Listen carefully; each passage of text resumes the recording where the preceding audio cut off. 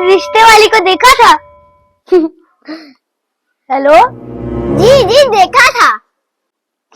हाँ बोलो। भाई जो आपकी बीवी की फ्रेंड है ना रेशमा, उसकी कल शादी है। क्या हुआ? कुछ नहीं, वो बहुत जरूरी बातें कर रहे थे। हाँ रुको, बाद में बात करेंगे।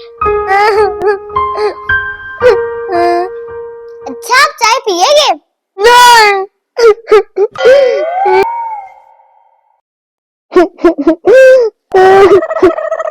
अरे अभी तक आप सोए नहीं? हाँ नींद नहीं आ रही। हम तो सोने जा रहे हैं।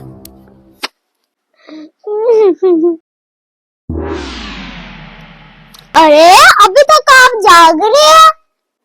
कल जिसकी गर्लफ्रेंड की शादी हो उसको रात को नींद आती थी क्या?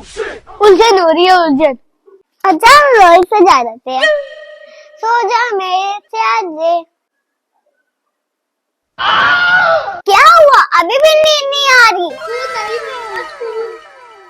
स्कूल मिल जाए तो नींद आ जाए। एक काम करते हैं, हम बातें करते रहे, शायद आपको स्कूल मिल जाए।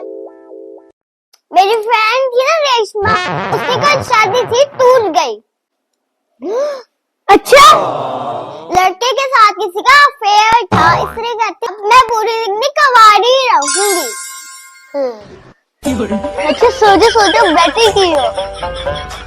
कहा था ना अब बातें करेगी तब स्कूल मिल जाएगा।